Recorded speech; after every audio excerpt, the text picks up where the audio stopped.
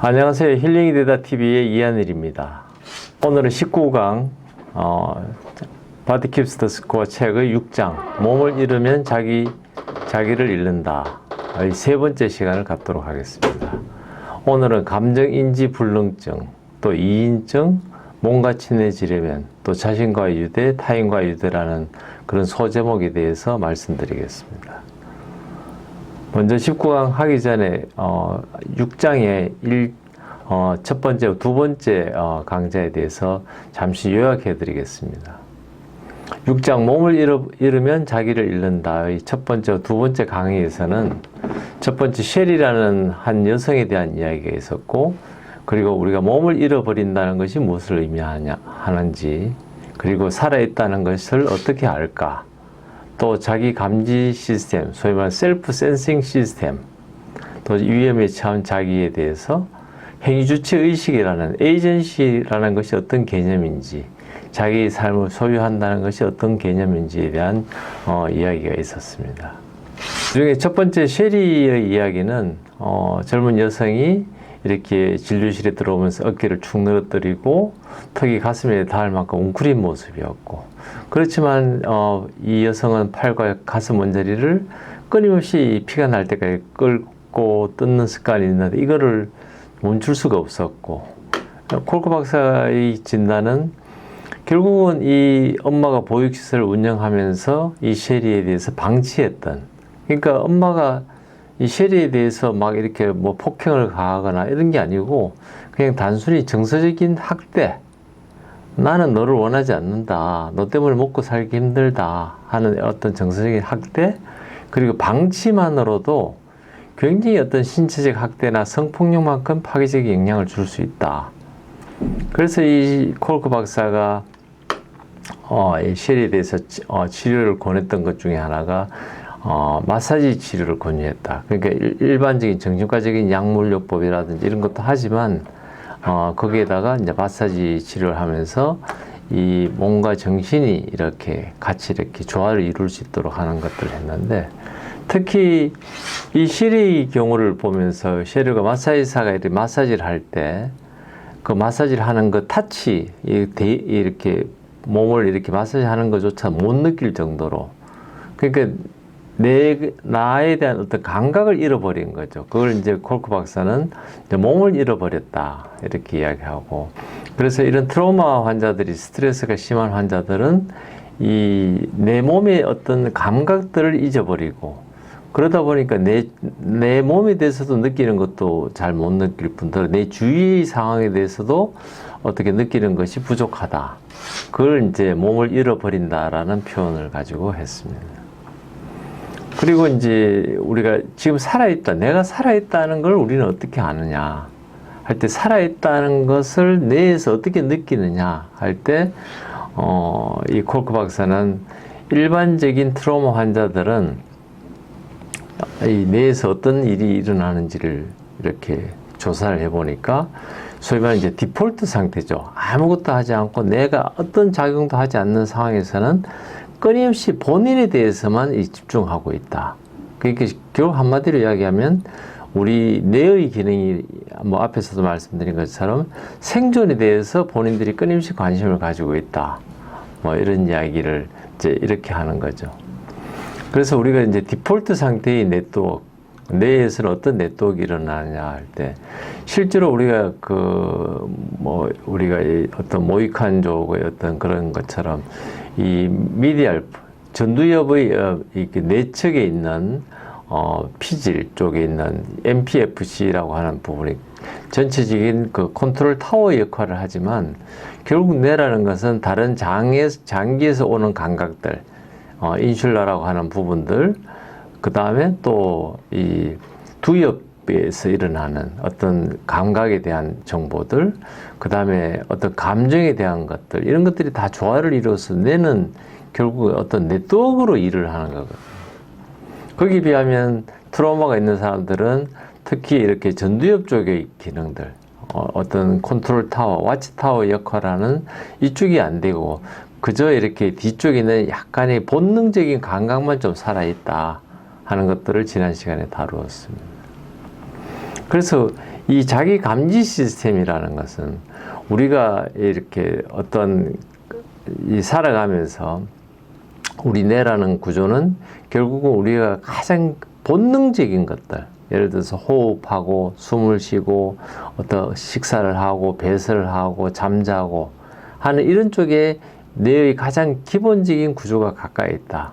그래서 우리의 그 감정이라든지 어떤 우리가 집중하는 부분들은 이런 기본적인 이 생물의 어떤 이 생명체의 어떤 그 삶과 연관된, 다시 말하면 생존과 관련된 부분이 결국은 거기에 몰려 있다. 그리고 우리는 거기에 대해서 기본적으로 내가 아무것도 하지 않을 때는, 쉽게 말하면 이제 전두엽이 어떤 생각을 하지 않을 때는 거기에 오로지 이제 이게 집중되어 있다 하는 것이 지금까지 알려진 내용이고, 그랬을 때 우리가 이제 어떤 위협이, 이렇게 생명에 대한 위협이 있게 되면 우리 온몸에서 느끼는 그런 사인들이 근육이라든지 장, 피부 쪽으로 어떤 이런 사인들이 오게 되고, 그러다 보면 이 우리가 어떤 과거의 어떤 이벤트들이 이렇게 다시 이렇게 기억이 되살아나거나 또 다시 그런 거를 느낄 상황이 되면, 뭐 앞에서 그런 반복되는 이야기처럼 뭐 이렇게 그 미국 독립기념일을 폭죽이 터졌을 때 전쟁을 경험했던 입장에서는 다시 옛날에 그런 것들이 있게 되고 온 장에서 느껴지는 어떤 감각들이 다시 살아나면서 근육들이 이렇게 위축이 되고 그 근육이 오히려 이렇게 활발하게 되지 않고 몸이 움츠러지는 뭐 이런 상황들이 된다는 거죠. 그래서 이 우리가 행위주체, 내가 내 삶을 산다는 거는 결국은 내 안에서 느끼지는 이런 감각들에 대해서 내가 그걸 깨닫고 이런 것들을 컨트롤할 수 있어야 된다. 결국 내가 느끼는 만큼 내가 내 삶을 살 수 있게 되고 능동적으로 살 수 있다는 거죠. 그래서 트라우마 있는 환자들의 특징은 내 몸에 대해서도 내가 느끼는 게 너무 적다. 오히려 느낄 수 없는 상황이 많다.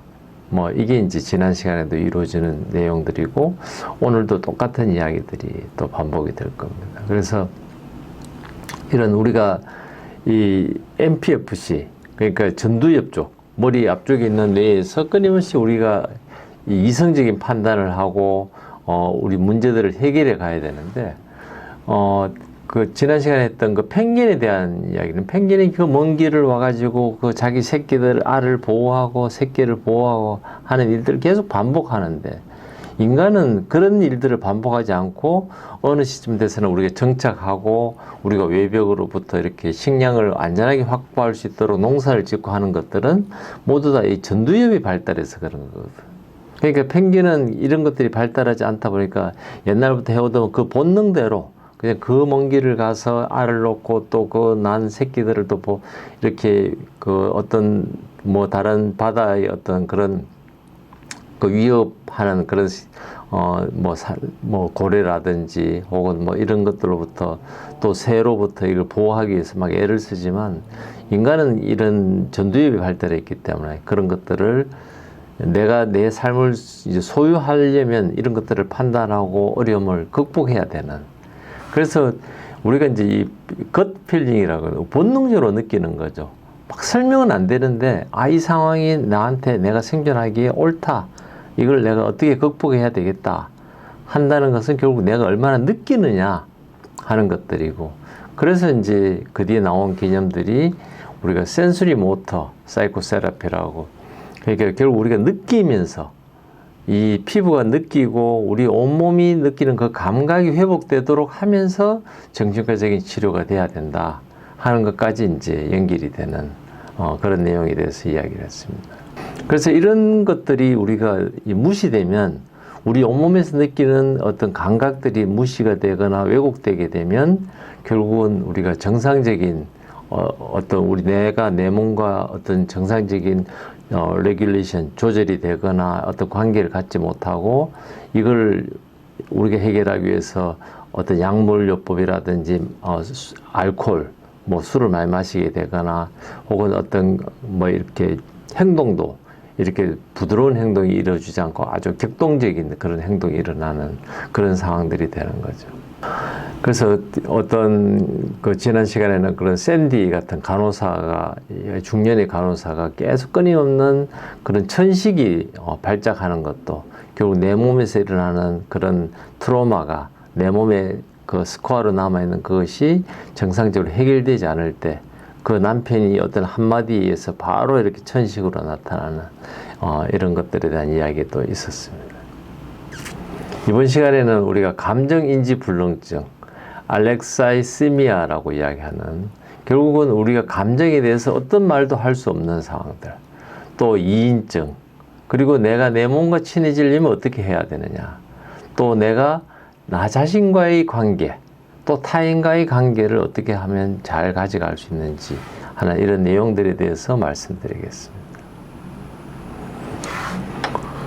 콜크 박사는 이 감정인지 불능증에 대한 케이스를 시작하면서 자기 그러니까 그 이모에 대한 이야기를 하죠. 이 이모가 이제 그 콜크 박사의 집에 와서 아이들도 돌봐주고 뭐 콜크 박사가 이제 뭐 아무래도 전문적인 일을 하다 보니까 그 아이들을 돌보지 못할 때 와서 이렇게 뭐 그런 굉장히 이렇게 가사 일도 도와주면서 아주 잘 지냈던 이분이 이 이모가 이제 공항으로 가서 이렇게 데려다 주는데 참 이렇게 우리 헤어질 때 그 마음이 막 슬프고 힘든데도 불구하고 그런 표현을 못하고 얼굴이 굳어 있고 그렇지만 그분도 슬퍼한다는 걸 알았던 거는 이 눈물을 이렇게 흘리는 그러니까 이 공항에서 이 보스턴 공항 이 로건 인터내셔널 에어포트인데 이 공항에서 이 이모를 떠나보내면서 이 이모가 어떤 막 아이고 막 안타깝다 그래 잘 지내라 다음에 또 보자 하면서 막 이런 감정들 표현이 아니고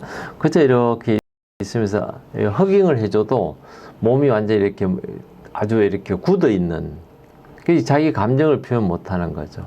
슬프지만 슬픈 걸 그냥 단순히 눈물만 흘릴 뿐이지 내가 지금 슬프고 아이고 뭐 너희들하고 또 헤어지니까 또 아쉽네 또 그동안 다음에 만날 때까지 잘 지내라 뭐 하면서 그 또 막 아쉬워하는 이런 것들이 없는 그걸 보면서 감정인지 불능증이라는 그 개념을 이제 설명하고 있습니다. 그래서 이 알렉사이시미아라고 하는 이 용어는 우리가 이제 그리스어에서 레이시스라고 하는 어떤 단어, 그 다음에 시모스라고 하는 어떤 소울, 어떤 영적 뭐 혼이라 그래야 될까요? 뭐 영혼이라고 이야기해야 되는. 그러니까 어떤 그 묘한 그런 감정에 대해서 이야기하는 그 단어가 뭐 A가 이제 붙었으니까 없다. 그런 내 감정, 느끼는 감정을 표현할 수 없는 뭐 이런 상황인데 이게 이제 소위 말하면 많은 트라우마 환자들이 그 아이든 어른이든 가지고 있는 것이 내 감정을 표현을 할 수 없다.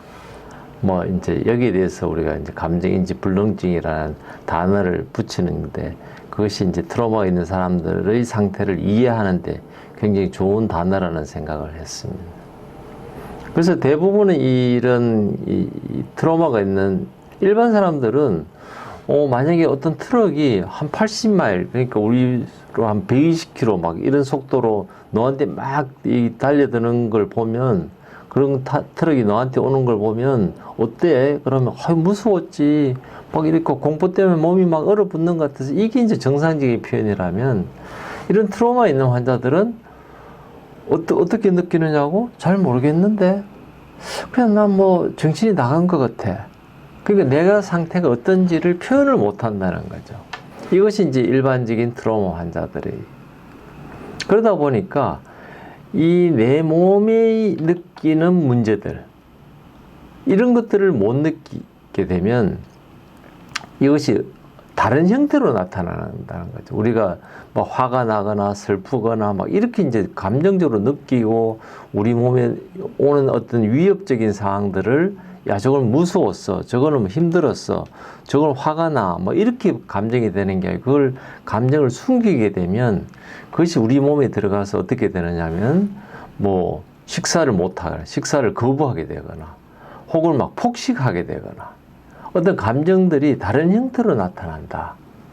그래서 우리가 제대로 된 감정을 가지고 있고 그걸 표현할 수 있다는 것이 얼마나 중요하냐 하는 것이 이제 감정인지 불능증이라고 하는 그 단어를 보면서 그 사람이 정신적으로 건강한지 혹은 트라우마가 심한지를 우리가 알 수 있다는 거죠. 그래서 이 많은 이런 그 트라우마 있는 환자들은 보면 내 머리와 몸이 연결이 되지 않았다. 그러니까 무감각하다. 내 몸은 느끼지 못한다. 뭐 이런 정도까지 나오거든요. 그래서 내가 막 이렇게 어떤 목욕탕에서 막 이렇게 거품 목욕을 하거나 혹은 막 이렇게 화상을 입거나 혹은 뭐 어떤 성적인 폭행을 당하거나 이럴 때 이게 뭐 같은 느낌, 아무 감각이 없다. 내가 막 모욕을 하고 이럴 때는 막 기분이 좋고 또 고통스러운 순간도 있고 이런 감각들이 살아있어야 되는데 이것이 내가 없다 하는 것이 이제 소위 말하는 감정인지 불능증이다. 특히 이제 이런 홀로코스트 같은 유대인 그 2차 대전 때 유대인이 막 이렇게 독일에 의해서 강제로 감금되고 또 많은 사람들이 죽고 그 상황에서도 다행히 살아남은 몇몇 사람들이 있는데 이런 사람들은 살아나도 그래서 뭐 전문적인 직업인이고 하니까 뭐 사회적으로는 나름대로 꽤 괜찮은 직장을 가지고 이렇게 살 수는 있지만 아주 이렇게 친밀한 인간관계를 하지 못한다. 그래서 주위 사람들하고 그냥 업무적으로는 일을 하지만 아주 딱딱하게 일을 하게 되고 그러니까 이게 살아도 살아있는 게 아닌 거죠. 모든 것들을 뭐 이렇게 비즈니스적인 관계로는 할 수 있지만 결국은 인간적인 어떤 감정을 나누거나 이런 것들이 안 된다. 뭐 이걸 이제 이야기를 하고 있습니다. 그래서 이런 어떤 우리가 신체적으로 느끼는 어떤 감각들 그리고 감정들 이런 것들이 이제 잘 이렇게 조화를 이루어야 되는데 마치 이렇게 뭐 그러니까 생명이죠. 그러니까 색깔을 구별하지 못하는 사람들이 이 세상을 살 때 아주 이렇게 세상에 뭐 하늘은 파랗고 낙엽도 이 실록의 어떤 색깔들 푸른 바다 막 이런 또 잔디 색깔 이런 꽃 이런 다양한 컬러들을 경험하면서 삶을 다양하게 좀 깊게 이렇게 즐길 수 있는 게 아니고 생명인 사람들은 모든 것이 우연 그냥 회색 같은 그런 상황으로 이제 살고 있다. 뭐 콜 박사는 이제 그렇게 이야기를 하고 있습니다. 이제 또 다른 형태는 이제 이인증이라는 거죠.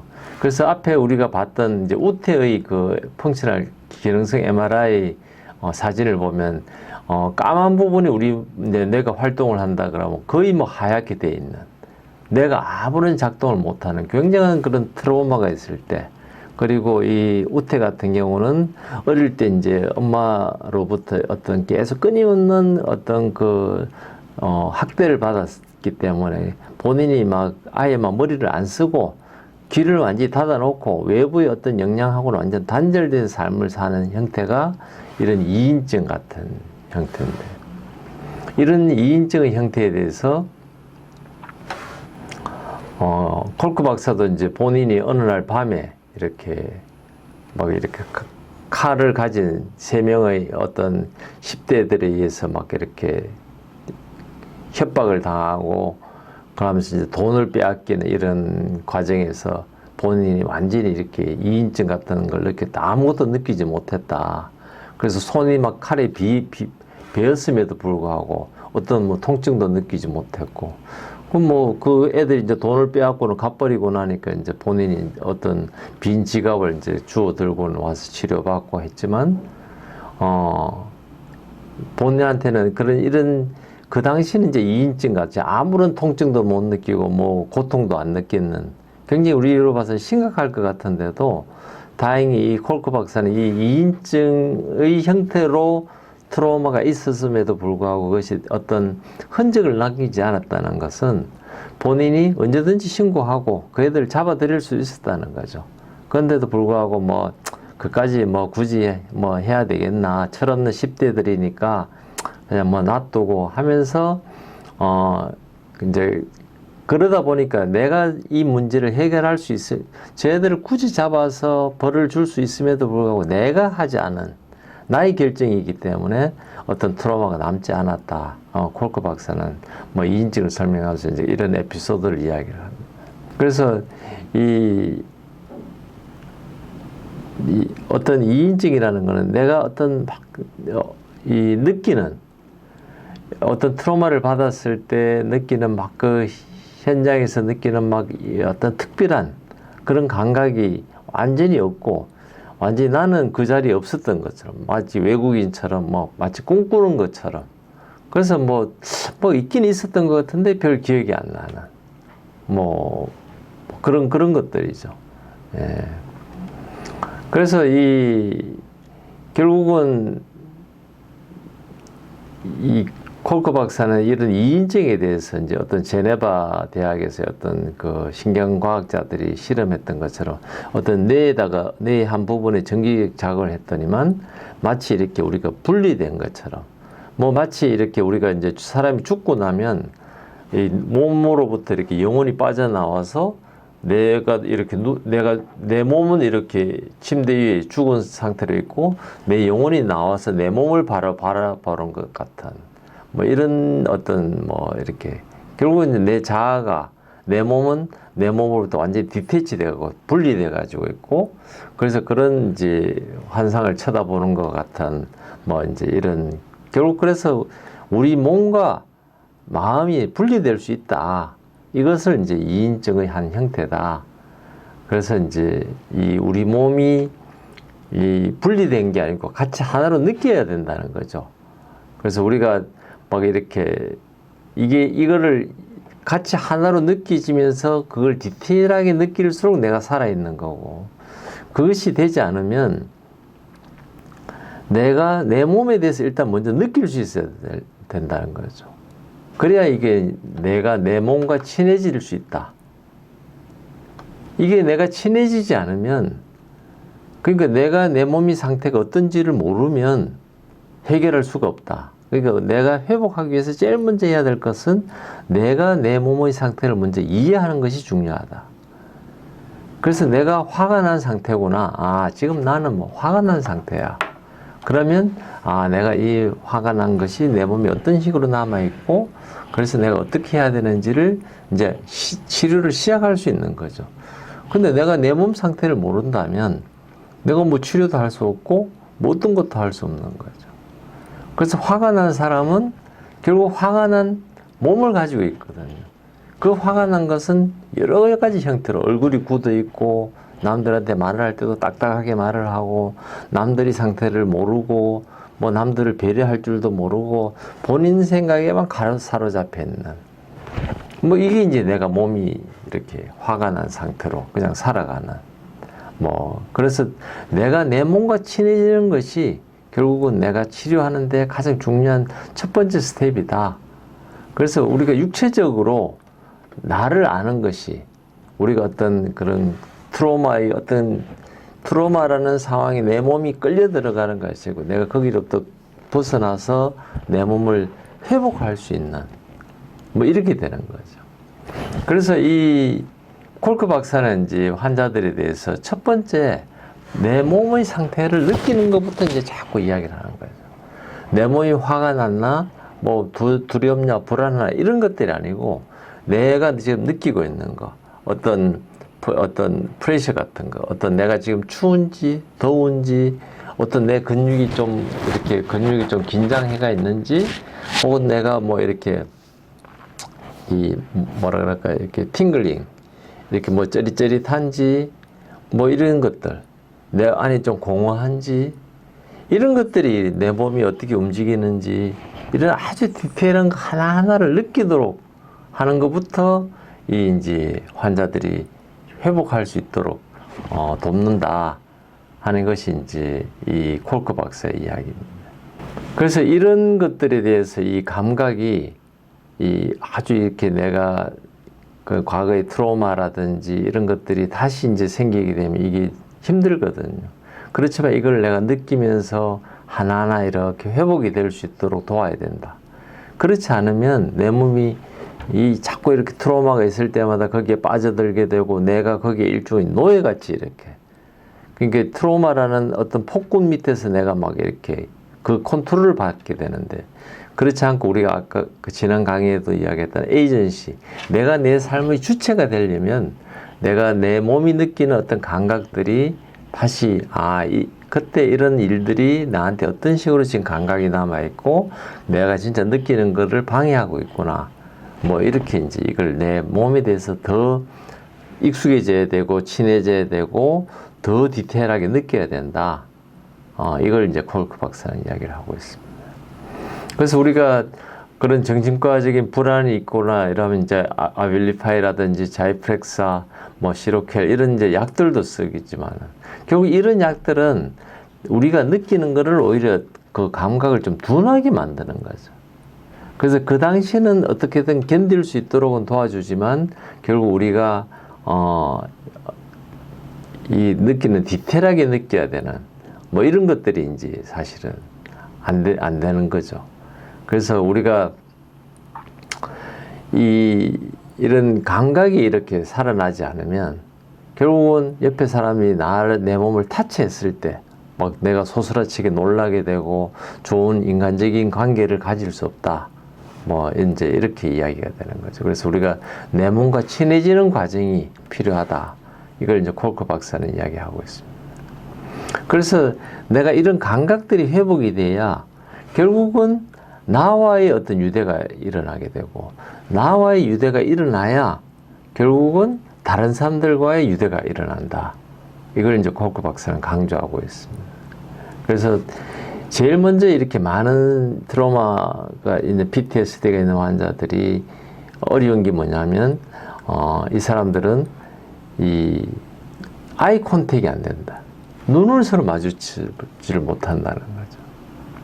그래서 이런 정상인들하고 혹은 이 만성적인 트라우마가 있는 사람들이 가장 큰 문제가 이 서로 이게 눈을 마주치지 못한다는 거거든요.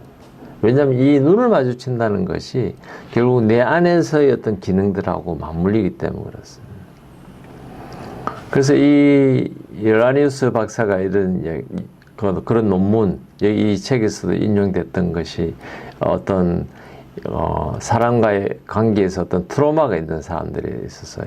다이렉트 아이 콘택이 어떤 기능적으로, 그러니까 뇌에서도 이 기능이 안 된다는 거죠. 특히 프론탈 로브 쪽의 기능들이 안 되기 때문에 그래서 이런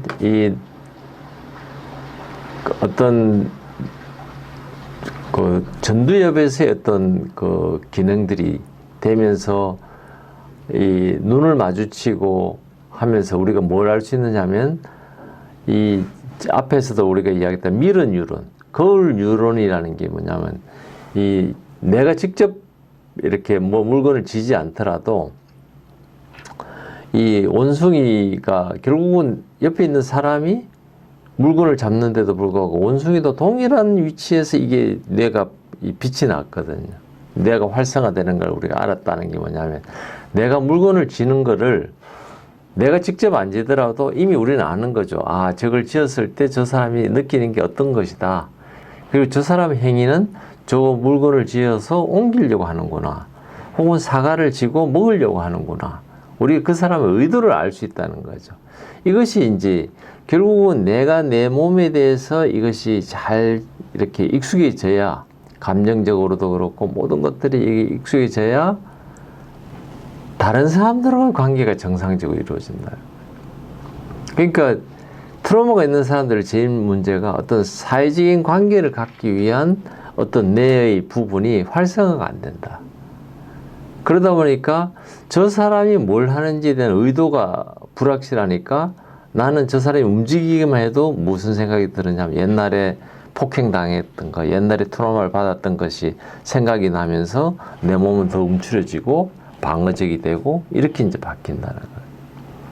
그러니까 내가 내 몸에 대해서 아주 이렇게 민감하고 이걸 잘 느낄 수 있어야 옆에 있는 사람들의 의도를 더 잘 알 수 있고 그렇게 돼야 우리가 다른 사람이 저 행동이 무엇인지를 알아야 또 거기에 맞는 대화가 되는 거죠. 그래서 트라우마 있는 환자들을 이 대화를 해보면 이 동문서답을 하는 경우가 많습니다.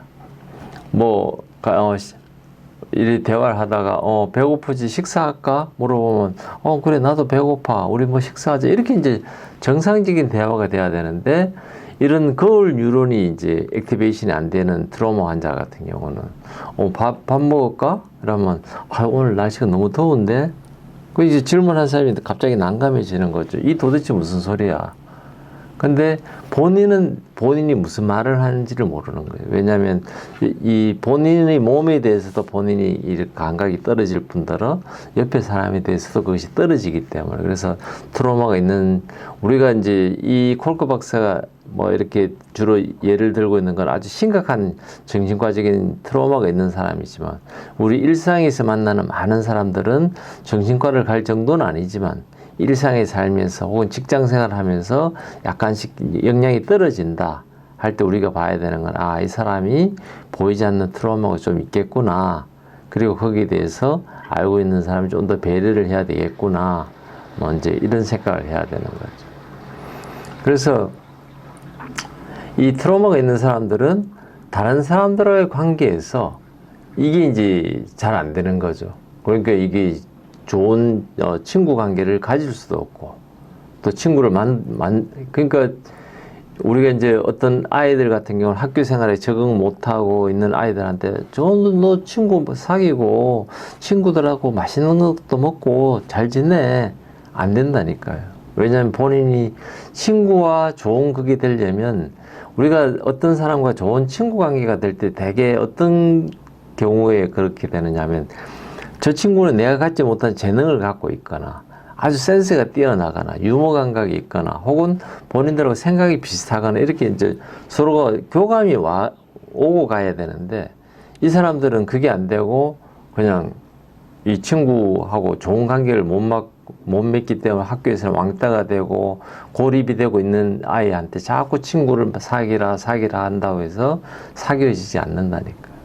그러니까 그 아이들은 처음부터 다시 본인에 대해서 좋은 감각을 가질 수 있도록 옆에서 도와주고 배려해주고 기다려주고 해서 본인이 어느 정도 그것이 충분히 채워지면 굳이 친구를 사귀라고 하지 않아도 어느 때 되면 나가서 친구를 사귀고, 본인도 친구 사귀고 재밌게 지내고 싶은데 본인이 친구를 사귀지 않고 집에 있을 때는 이유가 있는 거거든요. 그래서 우리가 대외적으로 친구를 잘 사귀지 못하는 집에 아이가 있다. 그럴 때 막 노는 친구도 사귀고 뭘 하라고 할 게 아니고, 오히려 어른이 그 아이에 대해서 좀 더 배려해주고 그 감각을 살릴 수 있도록 그 아이와 스킨십을 더 많이 해주고 하면서 이렇게 같이 산책도 다니고 같이 운동도 하면서 그 아이의 그런 본인에 대한 커넥션을 더 잘 할 수 있도록 만들어주면 어느 시점 되면 다른 사람들하고 관계를 더 잘 할 수 있다. 뭐 저는 이렇게 생각하고 있습니다. 그래서 오늘까지 그동안 이제 이 책의 1장부터 6장까지를 저희들이 했습니다. 그래서 우리가 1부 트라우마의 재발견에서 2부 트라우마 상태의 뇌. 그래서 결국은 우리가 트라우마라는 개념을 이해하고, 그러면서 이 트라우마 환자들이 뇌 상태가 어떤지 신경학적인 관점에서 우리가 봤다면, 이제는 이제 그런 과정들이 만들어지는 가장 흔한 이유가 이제 어릴 때 우리가 방치했던, 뭐 앞에 있던 그런 쉐리 같이 어릴 때 뭐 굳이 폭행하지 않아도 방치만 해줘도 아이들한테는 큰 트라우마가 되듯이, 이제 그런 것들에 대해서 좀 더 깊이 있는 내용들을 다루고, 그 다음에 어떤지 이런 트라우마의 흔적들에 대한 이야기를 한 다음에는, 그 다음에는 이제 이 트라우마에 대한 치료, 이런 과정들을 갖는 그런 시간들을 계속 이어나가도록 하겠습니다. 그래서 다음에는 20강, 3부 아이들의 마음을 이제 시작하는 그런 시간들을 갖도록 하겠습니다. 시청해 주셔서 고맙습니다.